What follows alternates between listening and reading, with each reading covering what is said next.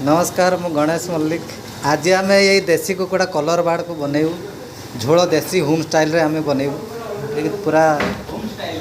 गाँवली कुकुड़ाटा भल भाव ता रोमस बाहर कर हलदी लुण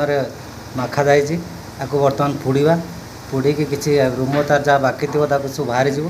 जापर आम बनैबू कुकुड़ाटे जो रोम जी अच्छी ये सब पुड़िया द्वारा सब बाहरी भल भाव रोम सब आम पुड़ी बाहर करदू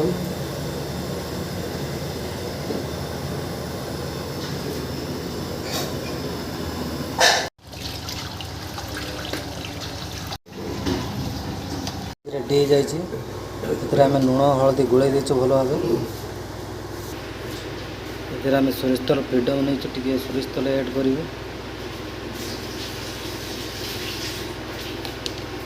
भल भाव फेंटे देव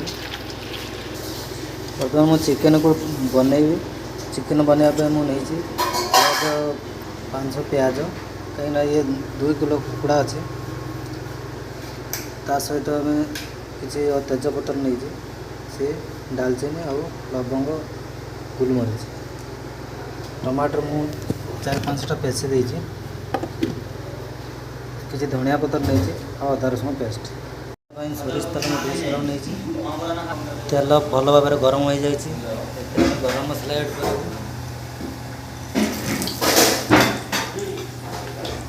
काटिका पियाज ऐड कर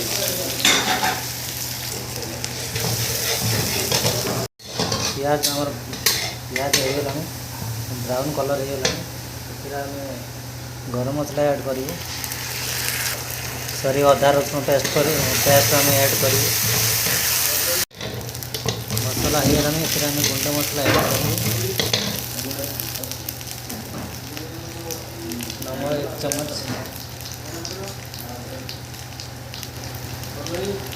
चिल्ली पाउडर 1 चम्मच हल्दी पाउडर 1 चम्मच भल मिक्स कर दो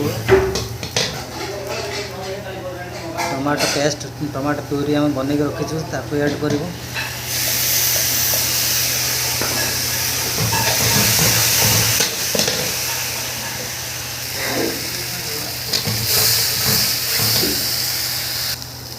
मसला आम चिकेन ऐड करूँ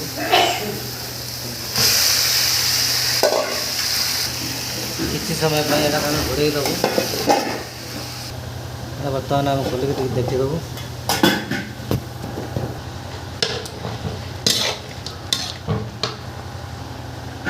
आउ थोड़ा आम घोड़े भल भाव सीझी चिकेन टाक देखा केते सीझी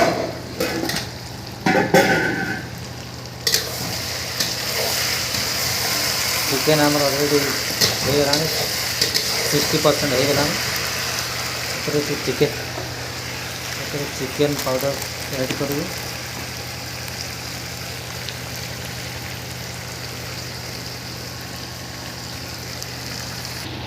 चिकेन आम गरम पानी में आगा करी गरम पानी ऐड करूँ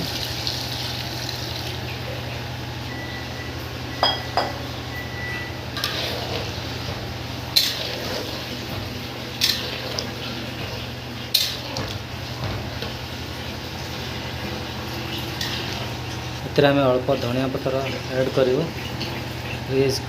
या आम किसी समय भल भाव फुटेवा छाड़देवु चिकेन आम टिके समय हम आम आलू भाजिक रखी आलू पकईदेव आलू भी सीझी जाइए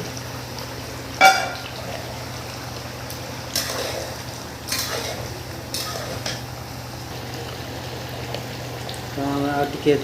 आम खाड़ा गरम मसला गुटा टे पकईदेव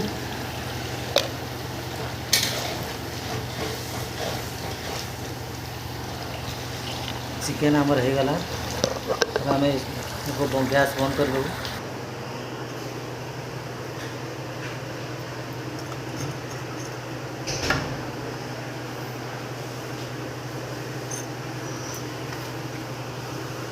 ठीक है।